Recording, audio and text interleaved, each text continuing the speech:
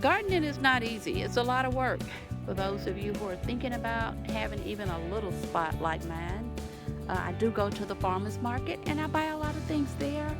But, I find it to be just so rejuvenating and refreshing just to come out here and have a cup of coffee in the morning and watch my plants thrive and grow. Okay, guys, we're out here in the garden and I just want to show you around. If you look at what's going on right here, it kind of looks like it might be a raised garden bed, but it's not. Just put that border around this garden just to separate it from the grass.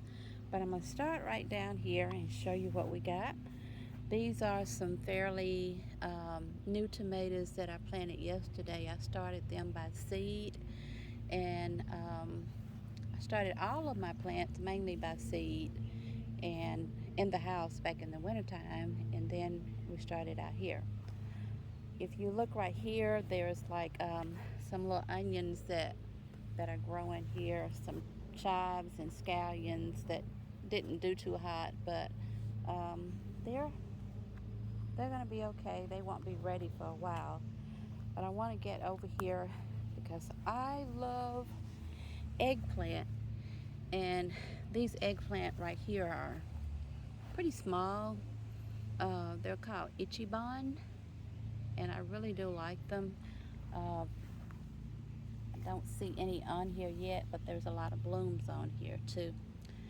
Um, I don't know if you all, do you know what this is? This is what's called poke salad, and poke salad was growing in my front flower bed, and it usually grows wild, but I saw it out in the flower bed and I thought I would um, bring it out here and put it in a pot in my garden. It's pretty toxic and you have to boil it twice, and back in the day people would eat it with scrambled eggs and mix it with other greens. You cannot eat the berries on it, but you can eat poke salad, but just gotta wash it and boil it real good. There we go, there's an eggplant. This is a bigger eggplant, and the ones I just showed you were the Ichiban. They're the little long skinny ones. And I have 5 of those eggplants. They are huge. And we have more peppers. These are all jalapeno peppers down here. And they are going to be loaded. They're just starting to get on their way. And then if we come over here, anyway, check these peppers out here. You can see those. They are huge. These are Anaheim Peppers, and you stuff them. But these are all pepper plants off in here. As you can see, we've got peppers, we got cayenne peppers, and we've got these are peppers down here that we're going to make some pepper sauce with. And got some other peppers right here. I've got about 10 or 15 pepper plants. They've been growing for a while. And there's another Anaheim pepper right down. So in this spot with the okra harvest, my cabbage and my broccoli, all of it was over in this spot over here. And so it's gone, and so I planted some more okra seeds off in here. I'm going to go ahead and harvest this cabbage because it's getting hot, and cabbage and broccoli and cauliflower plants don't really like the heat, so we're going to get this out of here. Look at that. And we're going to have this for Sunday dinner. I have broccoli. Look at this broccoli. Look at that big head of broccoli. And this one over here is even bigger. Can't wait. It's about time to harvest it too, so we'll be eating broccoli in a few days. Something's having a good time out here at nighttime. I'm going to go down here and get these radishes out of the ground. This radish right here. We'll pull him up. He's little, but he's good. And we have this one that has split. And this one got a lot of leaves on him. I don't know. Look at that. It's enough to put on a salad though. Got those out of the ground.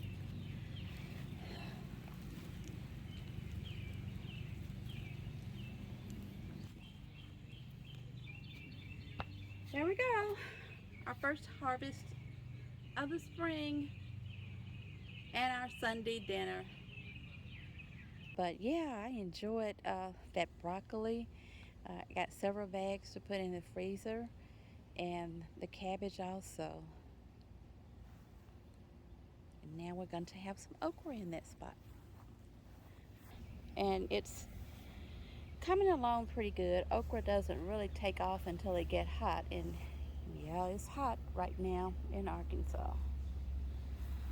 Still got some lettuce here trying to hang on. We're ready to eat a salad from this garden. And then I want you to look at this, guys. I saw this morning. These are all of my green beans, and I'm hoping that I'll get about 12 maybe pints or more out of here, but who knows. Look what I saw. I had my first green bean today. Look at there, the very first one I saw. But if you look off in here, there are a whole bunch of flowers, which means that I'm gonna have a lot of green beans. Yes. Oh, there's another one. Look. There's two. Yay. I'm so excited. Why am I excited over a green bean? There's gonna be a bunch of them in here. Look. Yes. I can't wait. So they're doing pretty good. I'm really pleased with my green beans. And what I tried to do this year was I planted some corn. I just wanted to see how it would grow. And it is really doing well. Look at the little shucks. Look at that little baby corn right there. Yes, he's ready. So I can't wait to see how this is going to turn out. And I have a sunflower plant right here. We go down this way. I'm gonna get to our tomatoes over here. I have several different types of tomatoes. They're doing pretty good too. Look at those tomatoes down there. I had to clean them up yesterday to make sure they weren't sitting in the water. Don't want to get any kind of diseases on them, so I make sure that I keep them pruned and clean. These are little baby cherry tomatoes, and those are called Candyland. Trying to find one on there. There's one right there. You can see it in there. There's a bunch of them right here. So these are coming along. They are just now really taking off. As a matter of fact, here's a big one right there. You see that one? And there's a cluster of them down here. Yes. So that's what we have down here. And I want to go up on the hill. I call it my pot hill because I have a lot of things planted in flower pots. This one is pretty healthy. I've gotten a lot of squash off of it. I'll pull this up so that there's blooms off in here. So this one, I think squash bug might have gotten to it. Basically what they do is they get down here and they actually will slice this stem off, and you'll come out one morning and the whole plant would be dead. So I'm trying this one more time. I'm giving it another chance. There's squash off in there. I don't know if you can see it. But I've got 4 plants. This one is really healthy. I don't think the squash bugs got to it. So, yep, that's it from the squash. And my pear tree.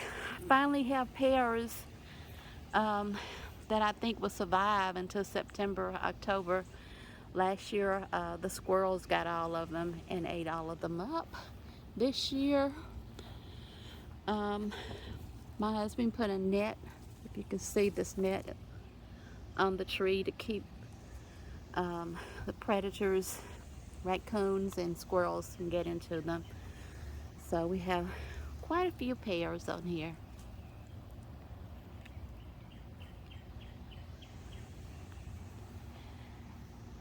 I love it out here. You can hear the birds. There's pears up there.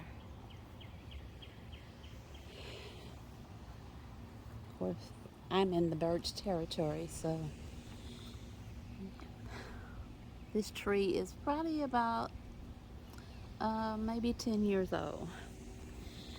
All right, as I said, I have several things up here on the hill in buckets. These are cucumbers that I have in this bucket, and haven't seen any cucumbers yet, but I do have some down at the bottom of the hill when we go back down there. So I have 3 cucumbers growing up here in pots. They did really well last year. You just have to keep them watered, and it's so hot right now. While we're talking about the cucumbers, I wanted to share with you, these are what's called grow bags, and I ordered them from Amazon. Instead of using pots, these are bags that you can empty the dirt out of when your growing season is over with. They are pretty good. You just fold them up for the winter, but the other thing you need to know is that you do have to water them. If I had to buy them over again, I wouldn't buy the black because the black tends to get hot. But yeah, order you some grow bags from Amazon. They have all different sizes, 5 gallon, 10 gallon, 15 gallon, 20 gallon. Most of you saw my video where I made sweet potato pie back in the fall. I put that video up in the corner so you can watch it if you like to. But this is how we got all of those sweet potatoes. I planted them in a pot. Guys, this is the best way to plant sweet potatoes. And when those leaves start turning yellow in October, November, we just turn this bucket upside down, and on the bottom of it, there will be all kinds of sweet potatoes at the bottom. So I have more peppers up here that I grew by seed. I have more than I need with peppers. So we're gonna make some, we're gonna ferment some pepper sauce, and I'm gonna take you along with me to do that. I'll show you my little backyard garden haven from up here. So now I'm going to talk to you about a few herbs. Many of you may know what this is. This is something that's called a mulling plant, and a mulling plant kind of grows wild, but I transported this mullein plant from my sister's house that was in Hope in her backyard. She grew a lot of them, and mullein is used for cough and bronchitis, hoarseness, and pneumonia, earaches, other uses. It's like asthma, like what my sister had, any kind of joint pain and gout. But you make a tea out of this or an ointment, and I'll show you at the end of the video how I made my ointment to go with the mullein plant. What I noticed in this mullein plant, there's a periwinkle plant that's growing in there, but I'm gonna let it get a little taller, and I'll plant it out front in my flower bed. I also want to show you this. Every other year, a mullein plant gets a stem on it like this, and this stem, I'm pretty sure, has 1,000 seeds on it. These little pods right here have the seeds on them, And I kept it down here just in case you might want some mullein seeds. I've got plenty of them. Inbox me and let me know. So every other year, on a mulling plant, this stem thing grows out of it, and then the plant dies, and then you have to start all over again. This year, it's just going to be a stalk, and I'm going to take these little baby ones out and put in another pot. So let's go look at some other herbs. Okay, I planted this rosemary right here because I thought my huge rosemary that I had was going to die, and I wanted to be on the safe side because I love cooking with rosemary. It's a rich source of antioxidants and anti-inflammatory compounds, which are thought to help boost the immune system and improve the blood circulation. So I like to use it to roast whole chickens, rosemary butter, and compound butter, and put it in bath salts with my lavender. But this is just a little bitty baby one right here. I'll show you my big one. Now over here, we have mint. Lots and lots and lots of mint. I have about 5 pots of mint, and we are going to harvest this, which means I'm going to cut it all off, and I have a dehydrator in the house, and we're going to dehydrate it, and I'll bring you along with me to do that. I usually make mint tea, mint ice cubes, mint julep and mojitos, and I also make a jelly for when I'm cooking lamb chops. And not many people know it, but you can make a mint pesto, and you can also put this in watermelon salad. Uh, Looking over here, look at this cucumber plant. It is really growing. It has lots of blooms on it. So I'm waiting to make sure that it's in the right spot, and I think it is. It looks much healthier than the plant that's up on the hill, but I don't see a cucumber yet, but I'm waiting to find one. All right, let's go on around here. I want to show you this rosemary plant right here in the pot that I was talking about. It is huge. This is the one that I thought was dying, but it's not. It's gonna make it.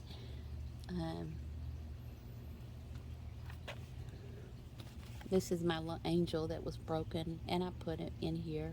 Threw it away at first, but then I thought, sometimes we're broken in life and God doesn't throw us away. So I kept him and his little wings over to the side. But this is a huge rosemary that I've had for several years growing out here. We're going around over here, and I have some more herbs. I want to talk to you about my basil right here because I have 2 of them. This one right here is called Thai basil, and I cook with it. But this one right here, look at here. Look at how healthy that is. This is called sweet basil, and this is what most people use. It's what you might see in the store. But this is Thai basil, and it's kind of bold notes, kind of tastes like licorice. And you use it for Asian and Thai cuisines. Unlike the sweet basil over here, this Thai basil has sturdy leaves, and it's resilient, and it can stand up in a lot of heat in stir fries and stuff. But they both kind of smell the same, but this one is a little bit bolder. Yes, it does smell so good. But these are so healthy. I just love growing basil. It's easy to grow, and this will get huge. One of the ways you harvest basil is if you pull that up, you kind of pinch it from the top here, and then you'll see the next leaves coming out. You always pinch it from the top, like you see those coming out right there. Once it gets bigger, or what we could do is if you pull that up, you're going to see another one coming out up under there, and that's where you pinch it. Just pull it up and pinch it right there, and then this one will grow right back out. Now, I have some what's called lemon balm here, and lemon balm is another herb, and this is so healthy. It's so very healthy. Um, I grew this pot by seeds, so you can see my seed package in here, but there's a little bitty baby one coming out. But I grew this pot by seed, and this one was a plant that I bought. But lemon balm is a scented herb that has long been used for a long, long time. It's widely considered to have a common property, and it's prized for its ability to reduce stress and anxiety and promote better sleep. And I make a tea out of it, or either I put it in a glass of iced tea, and it's really, really good. So I want to tell you about this thyme. It really pairs well with meats of all kinds in the kitchen, chicken and stews and soups and eggs, pastas, vegetables. It's a really good spice to use in the kitchen. And it's good with fish and seafood too. And when I think of thyme, when you're making lasagna and sauteing and roasting vegetables, this stuff is really, really good. I mean, it smells so great. But one of the things about dehydrating herbs is they get a little bit stronger than they are when they're fresh once you dehydrate them. So this is my little herb alley right here. So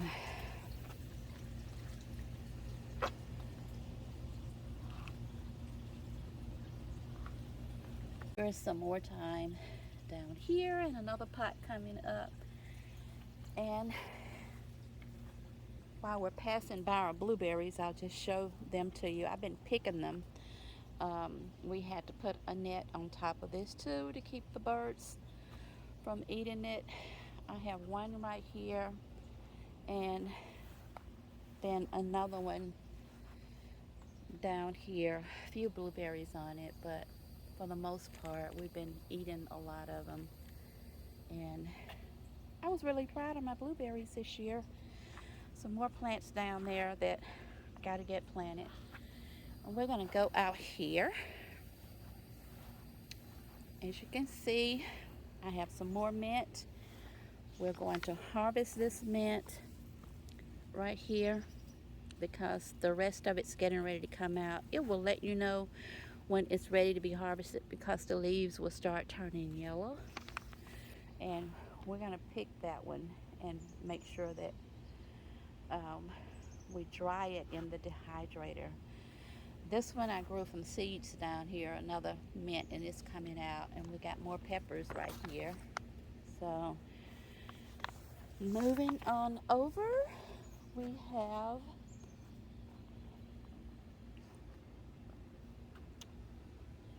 we have some lavender. I know many of you saw my lavender plant on my tablescape that I had, and I had a bunch of it last year. Um, I used the lavender to make lemonade with honey and lemons and lavender. It tastes so good, so scrumptious. And you can make lavender infused uh, tea or sugar, and then you can also use for essential oils.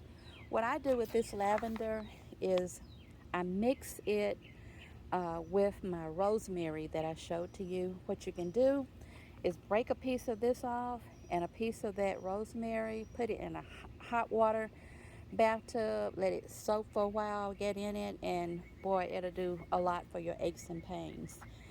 Then we have some parsley right here in the middle. It's thriving. I've been picking off of it, running out here. If you watch my video cooking the shrimp boil, I had to run outside and get some parsley to put on it. Over here in the back is my butterfly garden, and all the flowers are not up yet, but I want you to see what's growing in this butterfly garden. Um, Look at this. I know a lot of you know what this is. It's a watermelon. And I'm gonna train it to kind of grow around this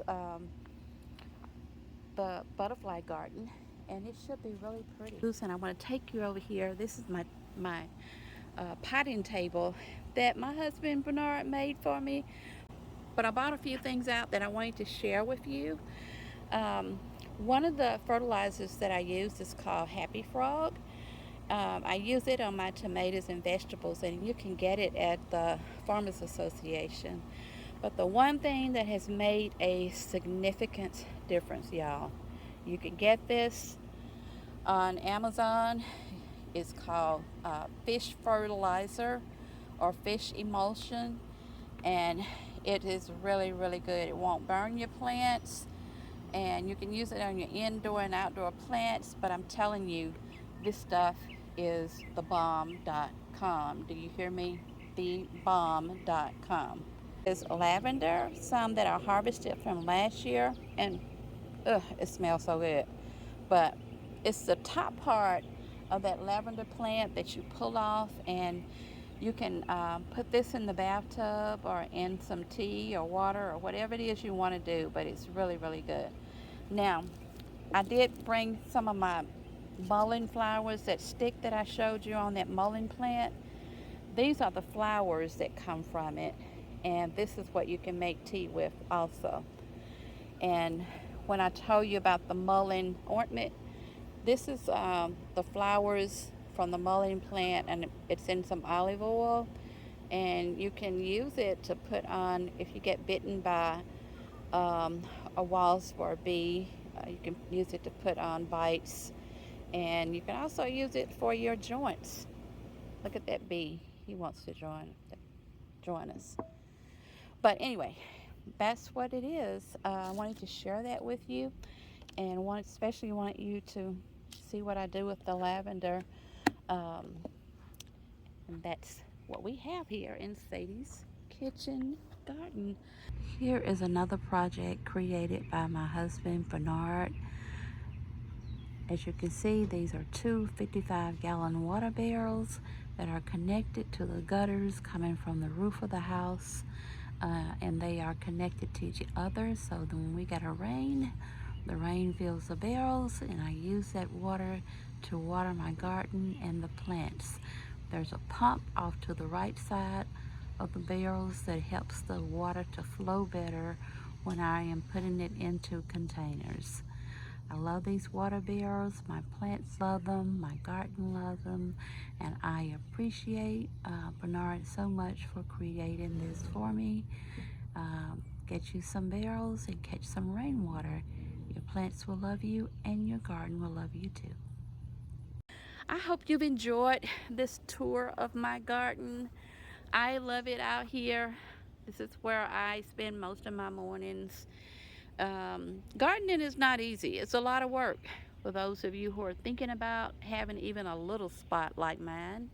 I do go to the farmers market and I buy a lot of things there, but I find it to be just so rejuvenating and refreshing just to come out here and have a cup of coffee in the morning and watch my plants thrive and grow. I can tell you that it has not always been like this, simply because I had poor soil, and so I sent a sample of my soil to the co-op, and they sent me a long report back explaining to me exactly what I needed to do to my soil, which was to put something in it called urea, which is nitrogen. And I got a big bag of it from the Farmers Association, and so I put it in the soil when I tilled it this year, and everything took off, along with that fish emulsion that I shared with you. So if you're having problems with your soil, make sure you send it to the maybe some from 3 different spots in your yard or your garden in a jar. Deliver it to them, and they will get it sent to the university. They will analyze it and test it for you, send you a report, and they'll even call you and tell you what it is that you need to do. So I just wanted to share that with you. Many of you may not know that. So thank you for joining me today. If you enjoyed this garden tour, please hit the like button and subscribe to Sadie's Kitchen. I'd love to hear from you too. Leave me a message, or if you have any questions, inbox me, and I will be sure to get back in touch with you. So, take care. See you back in Sadie's Kitchen.